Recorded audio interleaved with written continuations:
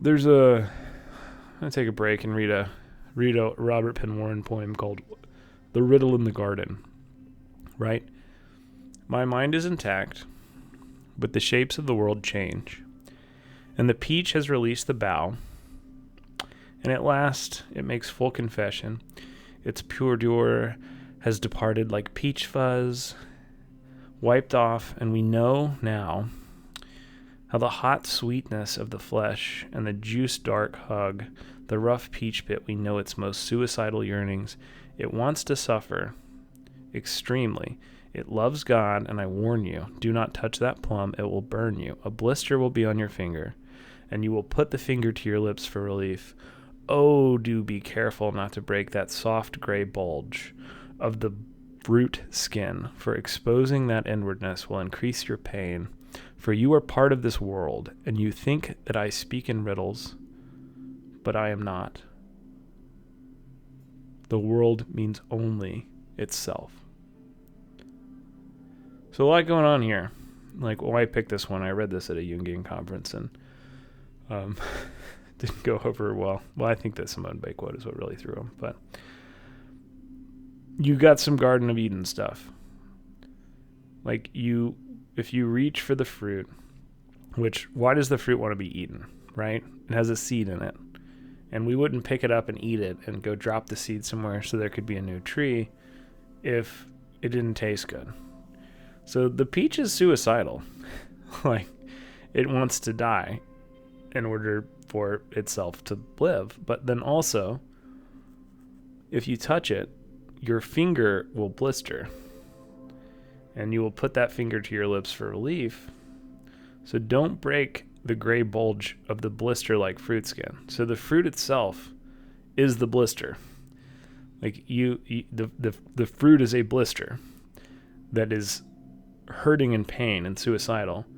That when we eat drops a seed. By exposing this inwardness, we increase your pain, for you are part of this world. You think that I speak in riddles, but I am not. For the world means only itself. To take that peach, that first like fruit, and leave Eden, separated us from God. But it also taught us what God was in a way that we didn't know before. I think Edward Edinger would have loved this poem. The world itself is the garden here, is the blister, and it is the fruit. Life is a swelling, and you can't have one part of that process without accepting all of it. And so that swelling in the growth of the fruit is also the swelling in the growth of a blister of pain. And the peach only exists to be eaten, to die, and we eat the peach to grow the next one. So not to touch the suicidal peach is to not touch life itself. For to live is to be hurt and to grow. And this process has only the meaning that we allow ourselves to give it. So to touch the peach is to become part of the world, like Adam and Eve found out. It hurts and it blisters, and we put our finger to our lips after touching the fruit.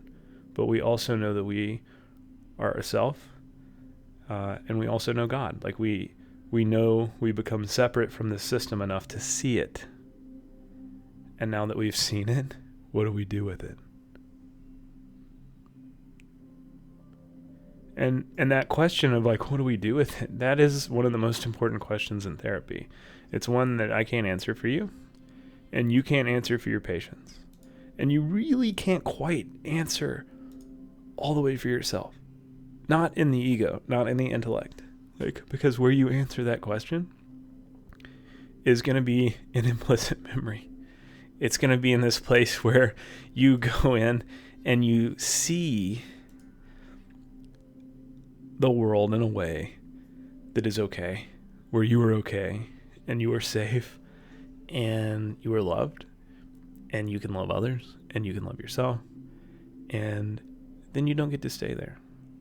Then you have to fall again, and you have to go back, and you have to kind of forget that stuff. And then you have to remember that you can feel this way, and that this can be real. And hitting that moving target of self. And my language here is going to lean pretty Jungian, because I lean pretty Jungian, but that doesn't mean that you have to. I'm telling you my metaphors so that you can make your own. David Tacey said, I think this is Melbourne Jung Society, had this on their website, but from a talk he gave there in Melbourne, but we move forward by paradoxically going back, remembering the lost wisdom and the legacy of the human soul. Our longing is fulfilled when we recover our essential belongingness to the mystery of the universe, and this is the meaning of individuation, to realize our place in the greater whole and to live in service of that all-encompassing reality.